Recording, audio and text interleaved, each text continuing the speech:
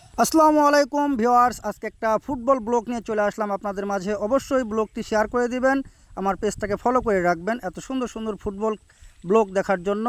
আজকে চলে আসছি বাড়িতে এসেই ছোট ভাইয়েরা বলতেছে যে মাঠে খেলা আছে, যাইতে হবে। মাঠে আসলাম, আসার পর দেখলাম মাশাল্লাহ মনোরম পরিবেশ, খেলার জন্য প্লেয়াররা রেডি হয়ে গেছে। আমাদের পার্শ্ববর্তী এলাকা কোস্টারি থেকে আসছে খেলার জন্য ছোট ভাইয়েরা। তো যাই হোক, দুপক্ষেই রেডি হচ্ছে। আমি এর মাঝে একটু ভিডিও করে নিলাম, একটু কথাবার্তা বলতেছিলাম যে আসলে এই ফুটবল খেলার মাঝে অবশ্যই ধাক্কাধাক্কি এবং গুতাগুতি হবে।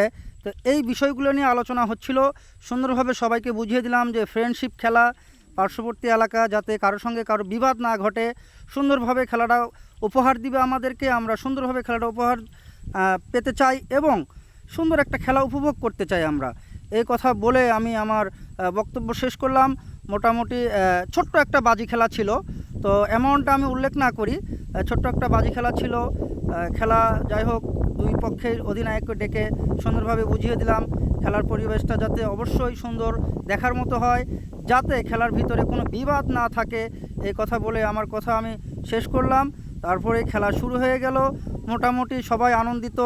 আমি ব্লগ করতেছি, সবাই বলতেছে যে ব্লগটা যাতে সুন্দর হয়, ক্যামেরাটা ক্লিয়ার যাতে সব কিছু দেখা যায় আর কি। দুই পক্ষের খেলা স্টার্ট, দুই পক্ষেই খেলা চলতেছে, দারুণ খেলা হচ্ছে। খেলার মাঝেই ভুল ত্রুটি থাকবে, এটাই হলো ফুটবল খেলা। আর ফুটবল খেলা আসলেই অবভিয়াসলি আমরা সবাই ভালোবাসি। ফুটবল খেলা আমাদের আবেগ, আমাদের রক্ত মিশা আছে এই খেলাটা। গ্রাম অঞ্চলের এবং বিশ্বের সবার পছন্দ এই ফুটবল খেলা। তো ফুটবল খেলার রেজাল্টটা কিন্তু কি বলবো, অসাধারণ একটা রেজাল্ট। দুই পক্ষের প্লেয়ার এত সুন্দর খেলতেছিল, আপনারা দেখতেই পাচ্ছেন। খুবই চমৎকার খেলাধুলা করতেছে ছোট ভাইয়েরা।